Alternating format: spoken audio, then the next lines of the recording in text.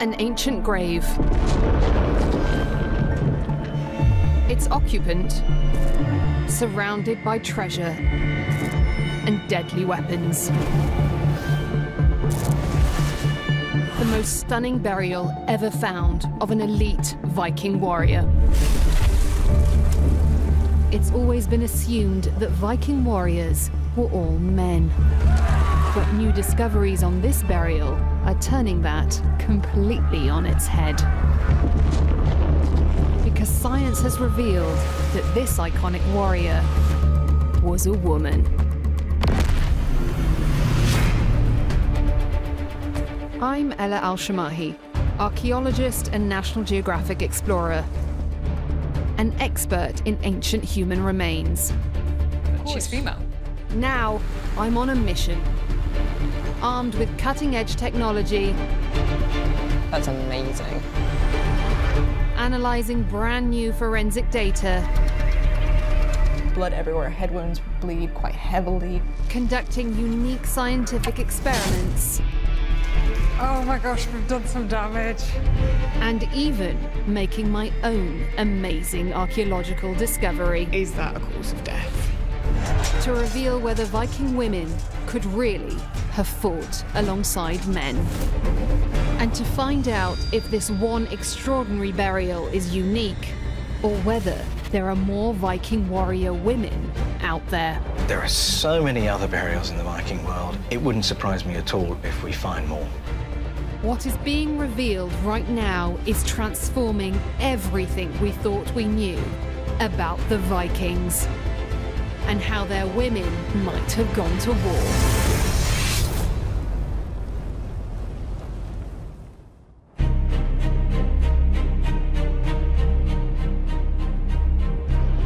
Northern Europe. What is now modern-day Scandinavia was once the heart of the Viking world. Look at this place. You can still imagine the Vikings setting out on raids of terror 1,000 years ago. Their exploits were legendary, and their lands still hold secrets. The clues are down there. This is Viking country.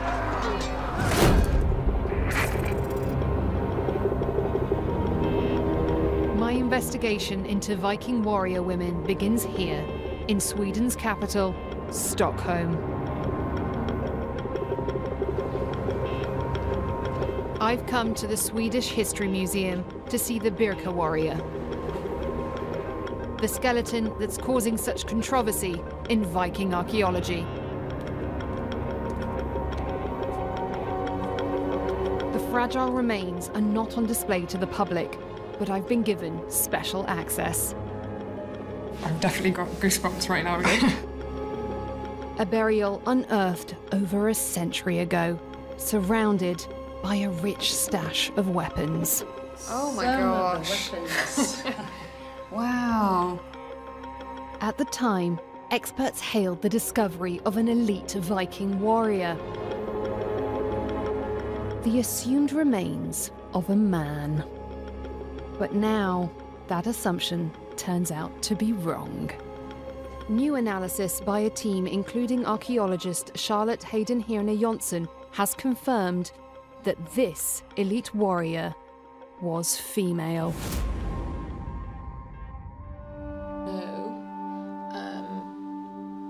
There's a different age associated with each of those fusions. So, for example...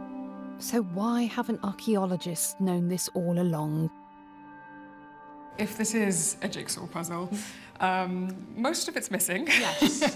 Which makes any determination really, really difficult. So there are lots of information missing, and the quality of the bones, so the preservation is not good. By studying bone growth and tooth wear, we can tell that this was someone who died in their 30s. But are there clues to whether they were a man or a woman? Along with other features, one very important bone is the pelvis. Now, we've only got a teeny bit of the pelvis, but we do have the greater sciatic notch, and that's actually quite wide, which is in keeping with a female pelvis. evidence Of that course. she's female. Of course. But when the grave was excavated, archaeologists were less interested in these decayed bones than the buried treasures found alongside them. These might be the Vikingest of the weapons, right? The sword. I'm so excited, I'm sorry. I'm not used to wielding swords. She was a badass. As well as a sword, there was a battle axe and spears. These are really high-end weapons. Even an entire cache of arrows. This is all about being a warrior. But while the weapons fascinated archaeologists, a century ago, there was little to learn by studying ancient bones. Even the skull of the Birka warrior has been lost since excavation, leaving only her jaw. Today, though, science can make incredible discoveries from skeletons.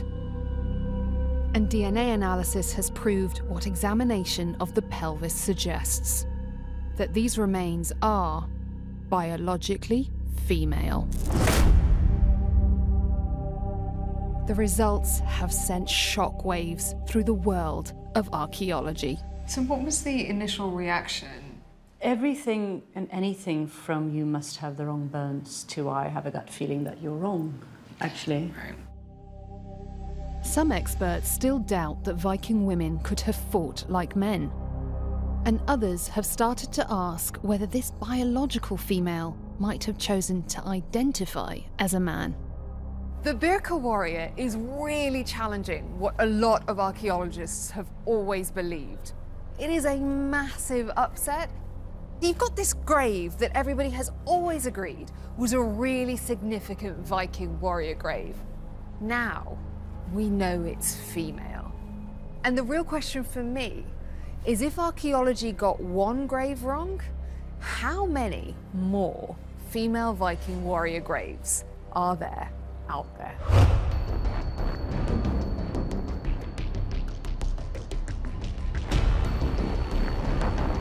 If there are others, I'm determined to find them.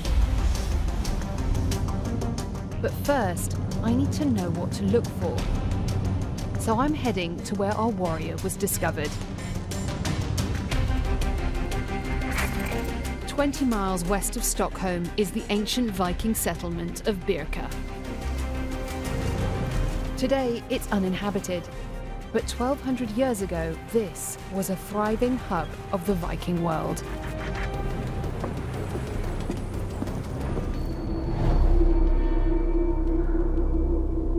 And its landscape is shaped by its Viking past. There are burial mounds everywhere. Archaeologist Neil Price has been fascinated by the secrets of this vast Viking graveyard for 25 years. So this is amazing. Every single one of these mounds, these tiny little hills, is a grave. Yeah. On the island as a whole, you've got about 3,000 visible burial mounds like this. It's a landscape of the dead surrounding the town of the living. Our Viking warrior was buried on the very furthest edge of the island. And so would this have been a significant location for a Viking? Absolutely. I don't think it's an accident that she's buried on the most prominent position on the island. Everything about this, even if we haven't excavated it, I think it really emphasizes the importance of this person. For the first time, by using the original excavation data combined with cutting-edge computer graphics, we can recreate the grave as never seen before.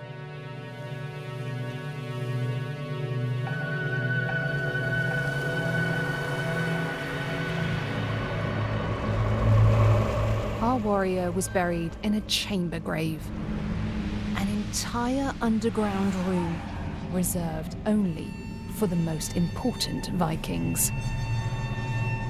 It was large enough to contain her body, a lavish array of grave goods, and even at her feet, a pair of horses. There's a mare and a stallion. They're packed very close together. And then you've got the weapons grouped around the body. precisely placed, a sword by her left hand and an axe next to her right. 2 shields, one at the head, one at the foot of the grave. Nearby, a number of arrows. That's a lot of grave goods. It's particularly a lot of weapons. Alongside the weapons, something intriguing. Small fragments of whalebone, identified as counters in a Viking game of strategy. The grave's position, all its rich contents, and these counters have led to an extraordinary suggestion that this warrior, as well as being female, could have been a military commander. Everything about this woman, this grave, this location, indicates that she was someone really, really significant.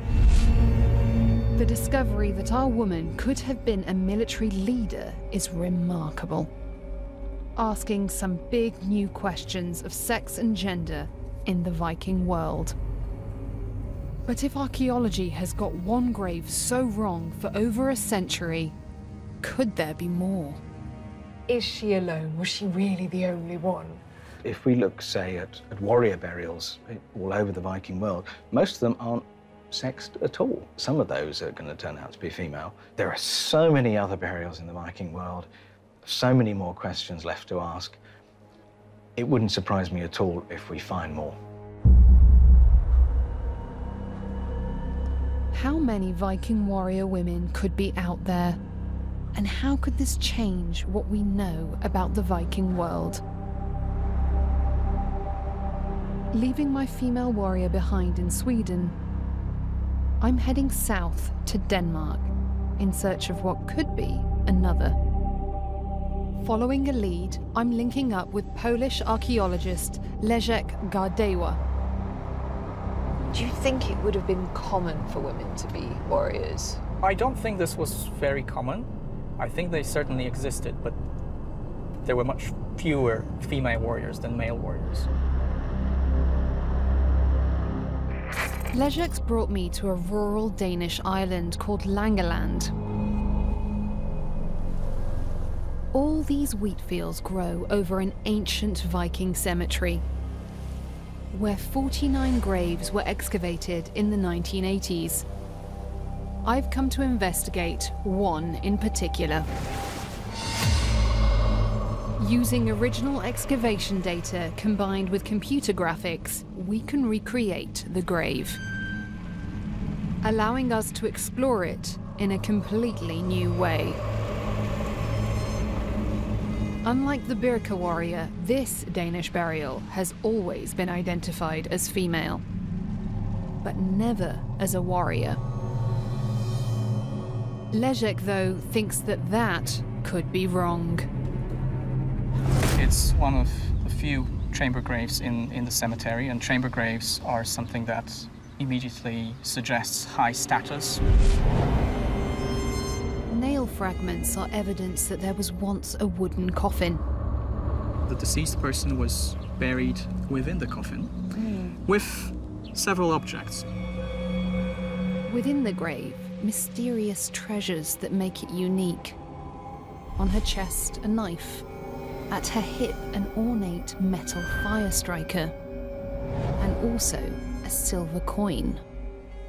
An Arabic dirham dated to the year 945. So this gives us a very nice date for the entire burial.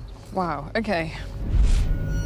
But there's no array of weapons like the Birka burial. Just one very special discovery that Leszek believes makes this woman a crucial clue in my hunt for another Viking warrior woman. There's one other thing that's really interesting. There was also an axe. And this axe was buried to the right knee of this person. Axes are rarely found in female Viking graves. When they are, they're usually regarded as domestic tools. But Leszek thinks this one is different.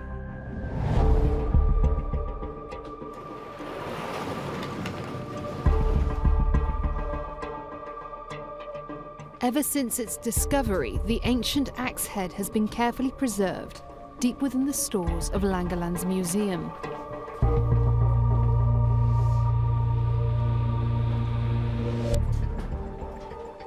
It should be here. 1, 2, 8, 5, 6, 7. And Leszek has never seen it for real. 1, 2, 5, 6, 7. 1, 2, 8. Here we go. Okay, that's the one. Exciting moments.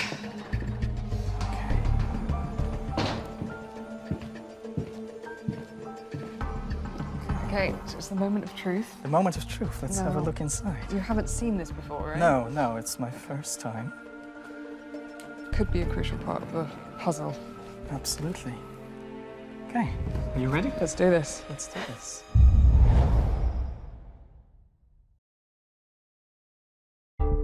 So this is the axe. My hunt to uncover evidence of a second Viking warrior woman has led me into the storeroom of a Danish museum. It's nicely wrapped. Actually, this is real archaeology. It is real. Everything just... And a mysterious ancient axe head. Uh-huh. It's a fine piece of Viking age craftsmanship. Try and lift it. What do you think? Yeah, it's a beautiful axe. You can see the blade is asymmetrical, and it has a very narrow neck as well. What's your impression of this? This axe is unlike any axe that we commonly find in Viking Age Denmark. Right. There's something that makes this axe a foreign object on Danish soil. Crafted hundreds of miles to the east, the blade of this axe isn't the right weight or shape for household use. So it is It is lighter. very light. It is very light. Now, what does that mean, the lightness? It's not a working tool. You need a heavy axe to chop wood. This particular example is definitely a weapon. It's a battle axe. Its particular design makes it a perfect killing device, essentially. So this is quite similar to the case from Birka. Yeah. The discovery of a battle axe in this female burial makes me think that we've found a second warrior woman. From Sweden to Denmark, 2 graves, and now, perhaps, 2 Viking warrior women. But this woman's axe is so unusual. I want to take a closer look to see what it might have looked like when new.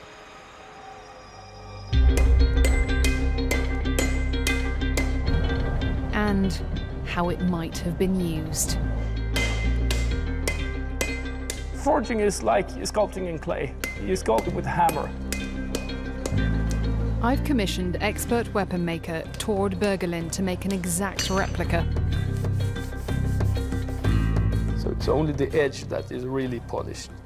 The smoother it is, the better it cuts. If it doesn't shave, it's not sharp enough. Actually, this is how I try all my blades. If I've been working a lot, I have to go look for hair on my arms because it's almost shaved clean.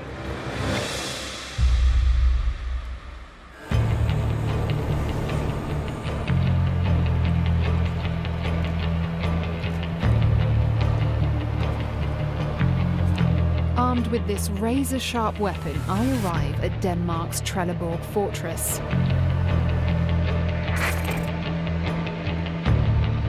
A 1,000 years ago, this Viking fort was a major military settlement.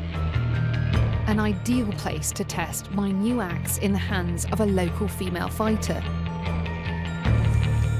Sandra Bohr is a Viking combat specialist, with her archaeologist and weapons expert, Rolf Warming. And essential to our test, a pig carcass. So why are we using a pig as target practice? Well, it resembles human flesh. It's quite standard for practicing with different sharp weapons. Before Sandra tries it out, I'm keen to have a go myself. and then it's like that. Yes. There we go. With an axe sharp enough to shave the hairs of a blacksmith's arm, any slip could be dangerous. I'm nervous. Yeah? Yeah, I'm nervous. But do you feel safe with the axe and ready for it? Yeah. So you ready? I'm just gonna step out.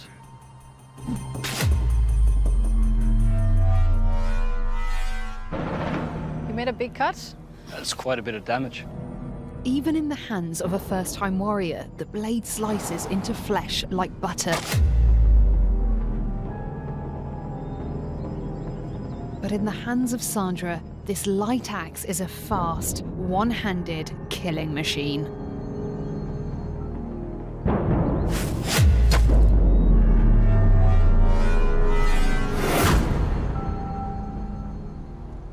I think a lot of guys, they underestimate me because I'm a woman and I'm short and I don't look that fierce. And my fighting style is very masculine, which also surprises them.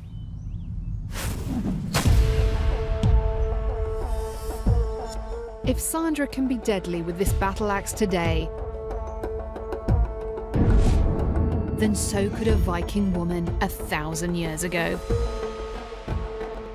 And all this begs another huge question. If we are finding women warrior burials, then might women have taken part in frontline combat? To explore that means leaving Scandinavia for Britain. I'm heading to the heart of England and a rural village in Derbyshire. Repton was a base for an entire Viking army that set out from Denmark to conquer England in a campaign that was waged for more than 13 years. Archaeologist Kat Jarman is unearthing its remains. This is our current ongoing trench. We've found Viking artefacts, weapon fragments, ship nails, real evidence that the Vikings were definitely here. As well as a camp, Repton was also a burial site, where archaeologists discovered a mass deposit of bones. There was an axe, there were fighting knives. It was presumed that this was the burial of the Viking war dead. Along with the weapons, the jumbled remains of over 250 bodies, some carrying the marks of violent injury. But close examination revealed something extraordinary. Not all these skeletons were male.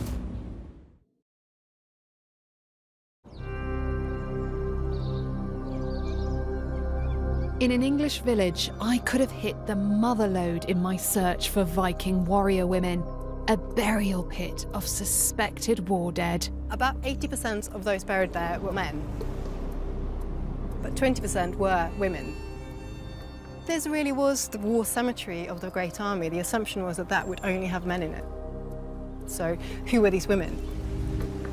Even though the Viking army was on campaign for years, it's previously been thought that Viking women were left at home.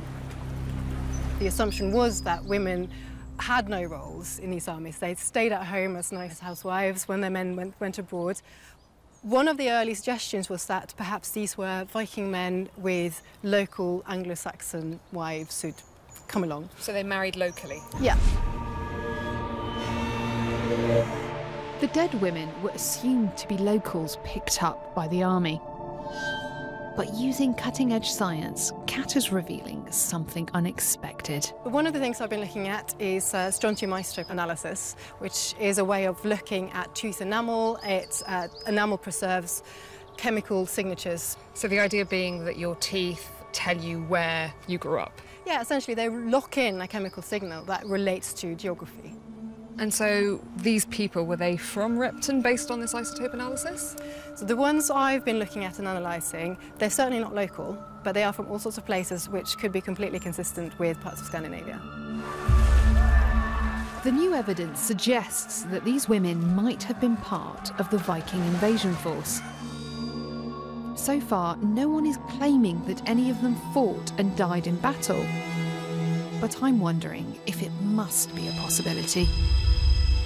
There is now enough evidence to show that at least women were part of this. They were in some way part of moving out of Scandinavia. They weren't just sitting at home looking after the farms. We need to start questioning those roles.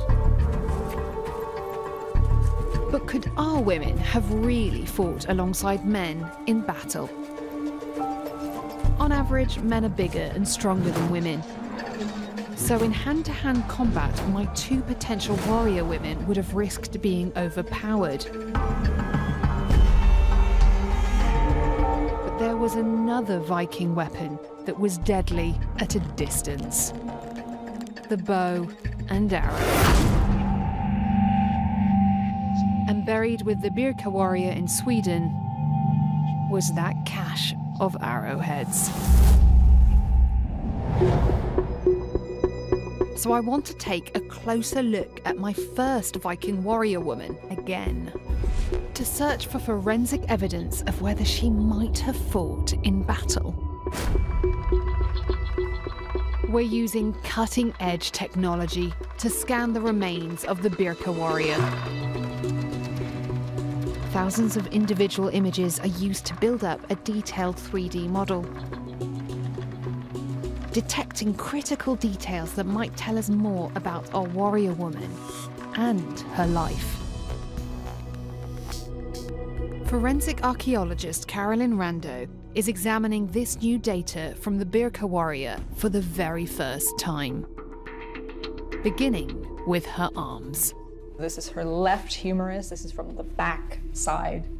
The left side is slightly bigger and slightly more robust as well. So it's being pulled or possibly even ripped in this area. On the ball of the shoulder joint, Carolyn detects something unusual. This could be from repetitive stress, so overuse of the joint again and again and again, using one arm much more than the other. It's a conclusion that could be explained by her using a weapon in her left hand. But can our new scans provide any other clues to what sort of weapon it may have been? Archaeologists have previously identified something unusual about her spine, but no one has ever carried out a detailed examination before. What I noticed the most was how diseased her spine looked. The joint surface is hugely enlarged. She probably has some sort of osteoarthritis developing in her spine already in her 30s. It kind of switches right, left, all the way down, was suggesting that this bone growth is trying to compensate for some sort of behaviors of the individual. Forensic data reveals specific damage to the Birka warrior's spine, indicating years of twisting. The evidence is stacking up. In her grave, 2 horses. And all those arrows, all pointing to one form of combat on the battlefield where women might have been an equal match from men.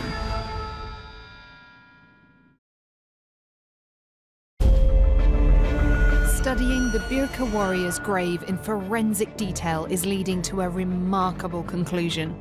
There is some suggestion that some similar types of pathological changes to the spine could be found in horseback riders. Mounted archer could have been a good match for her. Staying clear of slashing blades, the new evidence suggests that she could have been a long-distance killer, firing deadly arrows from horseback. So just how effective were the archery weapons found in the Birka warrior's grave? I've recruited top archer Kate Dunningham in a unique experiment to test these. Exact replicas of the arrows found with the Birka warrior. I'm so excited to show you these. And you can see they've even got the grooves. But what do you think the purpose of them is? I feel like, if anything, it might do more damage when it actually hits that target. The weight of this, it's all based at the front to carry it, basically, to your target. Kate will shoot them from a replica Viking bow, designed to be fired from horseback. Her target, a ballistics torso, clad in chainmail armour, just like the Vikings would have been used to.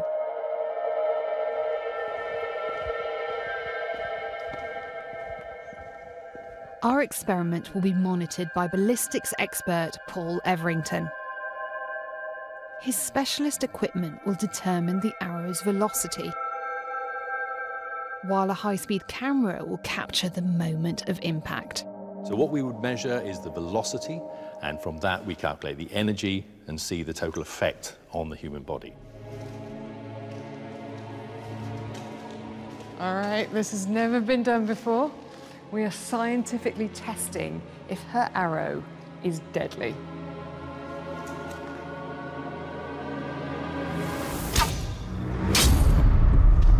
Oh my God. Oh my gosh, we've done some damage. It's so perfect. It is very straight. I am surprised at how straight it went in. Travelling at more than 70 miles an hour, Kate's arrow easily pierces the chainmail. Congratulations, you're Thank a you. murderer.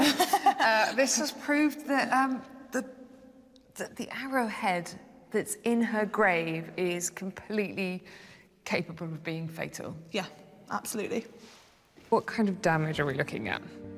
That was the extent of the damage. That amount of the arrow went through the male and into the body. If it hit a vital organ, they would be dead by now. With a deadly range of up to 700 feet, launched from horseback, these arrows would have been devastating. To me, it's proof these weapons could have given the Birka warrior a killer role on the battlefield, even against the strongest of men.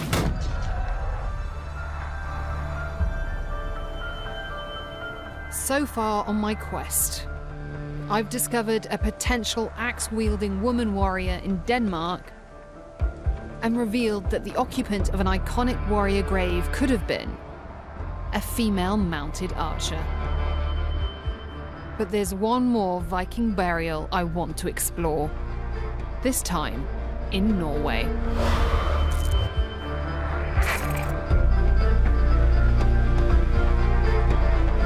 I've been told that there's one grave north of Oslo that bears similarities to the Birka burial.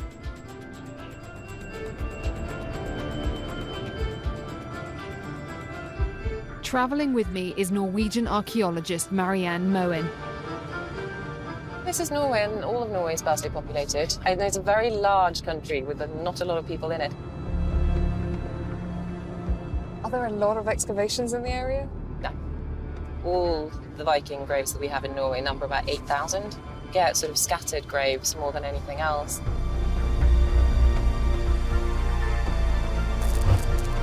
I'm looking for the grave of a Viking who was always thought to be a woman, but never a warrior.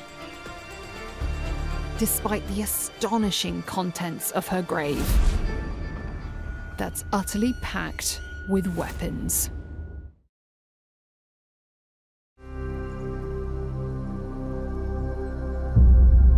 An ordinary Norwegian hillside and a very special Viking burial. Norwegian archaeologist Marianne Moen has never been here before. So, this is your first time visiting the grave? It is. Are you excited? Very. It's so important to see where things are placed, really, to understand sort of the landscape around them. Okay, so it's right on a cliff edge. Yeah, it really is. It immediately reminds me of the Birka warrior site. It's overlooking water in a prominent position in the landscape. They're showing off power and status. They're showing this person is important. They're so important in death, we're making them visible. Using new technology, we can recreate her grave. That's amazing.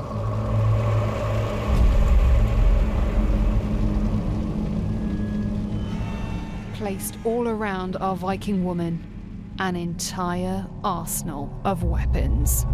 What can you tell us about the positioning of them? What's interesting is that the grave goods are quite clearly sort of connected to the bodies, you can see. There are arrows, a sword, a spear and an axe, and her head rests on a shield. You know, the sword at the left-hand side, you've got the spear alongside, I think, the right-hand side. And then you've got most probably her head resting on the shield. To me, it looks remarkably similar to the burial of the Birka warrior. And yet this site has never been categorized as a warrior grave, simply because the occupant was a woman. Could you tell me what's written? It says, where in August 1900 was found a female skeleton with male equipment from the 900s. To me, all the evidence suggests this is the grave of a third female fighter. And just like the Birka warrior, she was also someone who was very important. This is quite clearly a very high status grave for somebody special, definitely. So in your mind, who is she? This is a person of the ruling class, of warrior status, who had the power to rule and who had the ability to rule and who did rule, and that's why she was buried as she was. Not everyone agrees.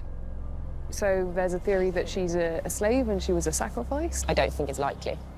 There's quite a strong link between the body and the grave goods, like her head resting on the shield, for example, the sword by her side. One of the other theories that's been put forward is that there was actually a man here somewhere and the man has disappeared. Very unlikely, because again, the grave goods show quite clearly that they're associated with her. I think it doesn't hold up. And I find it problematic that there is this need to explain this grave that you don't have for similar graves. For me, I'm convinced that this grave should be accepted as a third female Viking warrior. I want to see if I can discover more about her.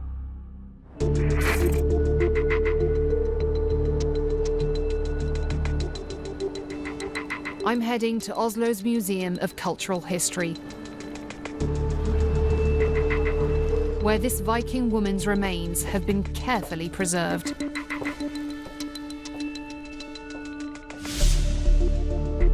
I'm really excited. It's really humbling to be face to face with her. But as someone used to studying ancient bones, there's something I find striking about this skull that incredibly no one has ever explored before.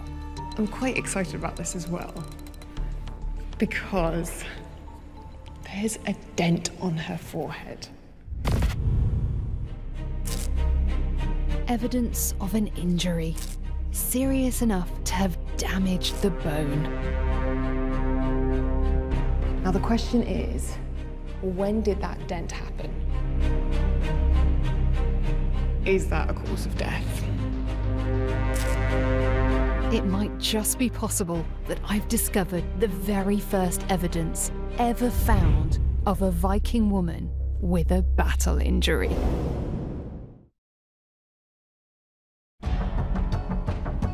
More than 1,000 years old, the skull of a Viking woman is set to be analysed by 21st century technology to examine a previously unexplored injury. Using a state-of-the-art CT scanner, X-rays from all angles produce a detailed 3D image. Could this data help me solve the mystery of my latest potential warrior woman and her strange head wound?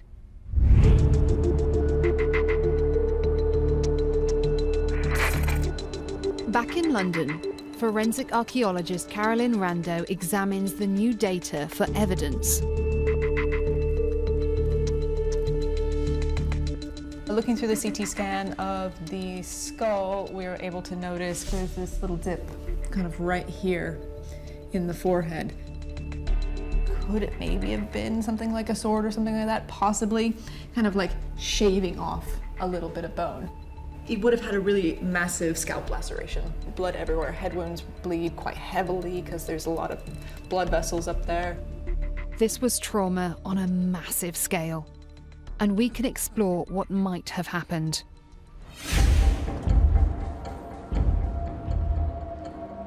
Using the very latest in criminal forensics, we can reconstruct the effect a blow like this might have had on our Viking woman's face. First, we need to rebuild her appearance before the injury. Using our detailed scan, ligaments and muscles are placed over the bone. Before skin, detailed facial features and hair can be added.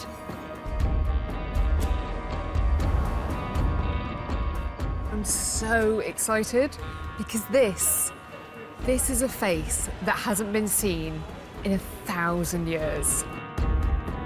The forensic reconstruction reveals our suspected Viking warrior. Oh my gosh. We've put a face to her and she's suddenly become really real. Just to think that her and women like her have just been ignored by us for so long. We've come up with every single excuse under the sun to explain away what they were buried with. But what about that terrible blow to her head? From Carolyn's evidence, we can recreate what she might have looked like when it was inflicted. It is a brutal injury. And I wonder if she survived it. But our CT scan highlights a second remarkable secret. Carolyn spots an unexpected detail in the skull. Signs of healing. It actually just has puckering around this area where it's all kind of joining back together. Internally, everything is perfectly healed. Incredibly, our woman survived her injury. She definitely lived through it and lived quite a long time after it. She probably would have had quite a nice scar.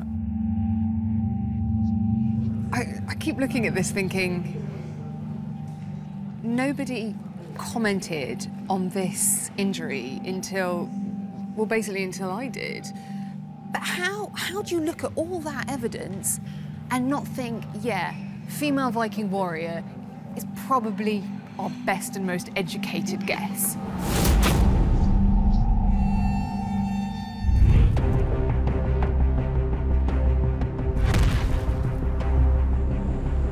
My investigation has taken me right across Viking Scandinavia and beyond, examining ancient graves with the latest technology and making new discoveries.